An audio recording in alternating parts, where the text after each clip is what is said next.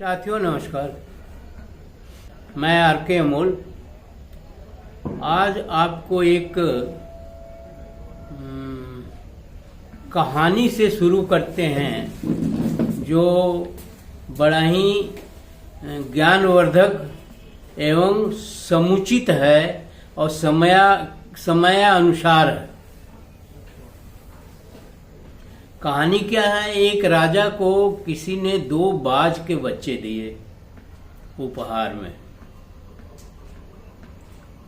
राजा को बाज उड़ते हुए देखना राजा को बहुत पसंद था।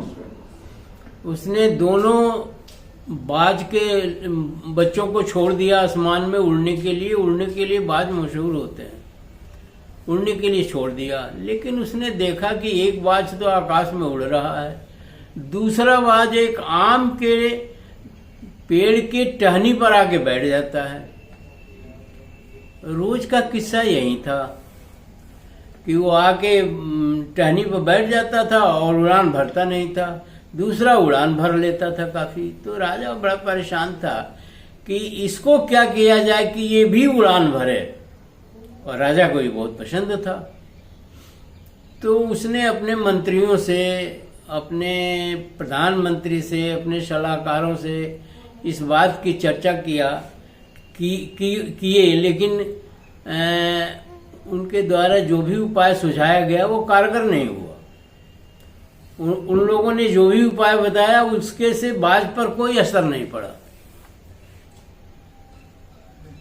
अब राजा परेशान होकर के अपने राज्य में ढिढोरा पिटाया कि कोई अगर इस बाज के बारे में आकर के बताएगा कि क्या उपाय किया जाए कि ये बाज उड़ने लगे। अब किसी की समझ में नहीं आ रहा था।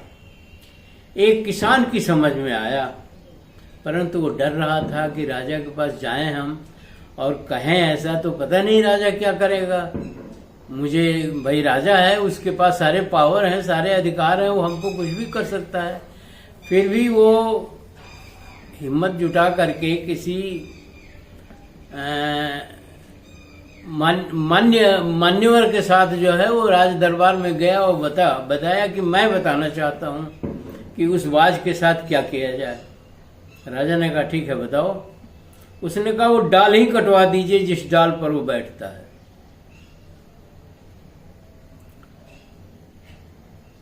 तो राजा ने वैसे ही किया, डाल कटवा दिया और वो बाज भी आसमान में उड़ने लगा। क्योंकि वो बाज जो था, जो वो आदी हो चुका था उस डाल पर बैठने का, हैबिचुअल जिसको कहते हैं। एक आदी होता है ना, कोई को सिगरेट पीने का आदी हो जाता है, कोई शराब पीने का आदी हो जाता है, कोई पूजा पाठ का आदी हो जाता है, कोई किसी चीज का आदी हो जाता है। वो जब तक नहीं करता है तब तक उसे शांति नहीं मिलती है। तो उसने कहा कि इस पेड़ को ही कटवा दीजिए, पेड़ की डाल को ही कटवा दीजिए जिस पर वो बैठता है। ऐसा ही किया और वो बाज दूसरे दिन से आकाश में उड़ने लगा।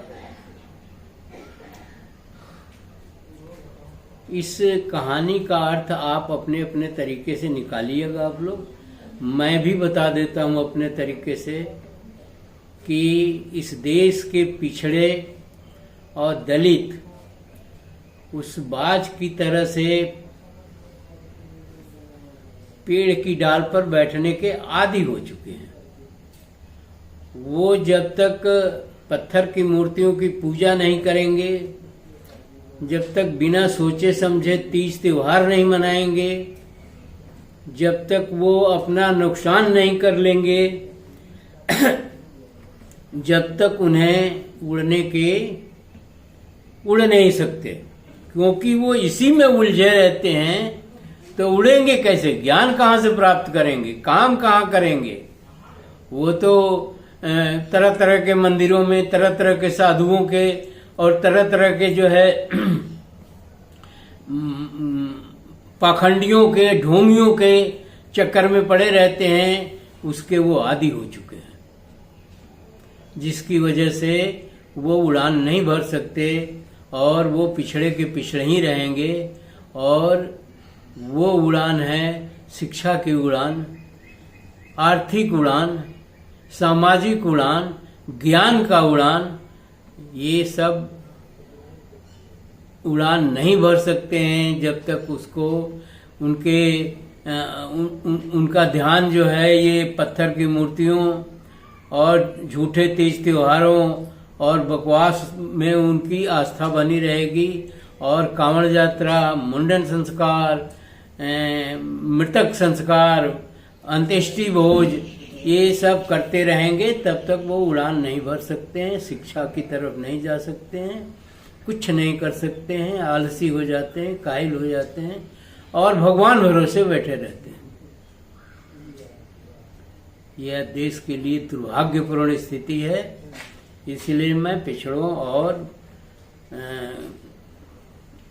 दलितों से ये निवेदन करना चाहूँगा कि वो अपनी डाल काट दें, खुद ही डाल को काट दें और डाल को काट कर करके उड़ान भरें, शिक्षा प्राप्त करें, धन अर्जित करें, ज्ञान अर्जित करें और समाज में उच्च स्थान बनाएं। अगर कहानी और मेरा कथन आपके समझ में आ गया होगा तो बहुत बहुत धन्यवाद आपको। और आप इसके बारे में अपना फीडबैक भी मुझे कमेंट बॉक्स में लिख कर बताइएगा ताकि मैं भी आपसे शिक्षा अर्जित कर सकूं। जय संविधान, जय विज्ञान, जय बाबा साहब, जय जगदेव बाबा।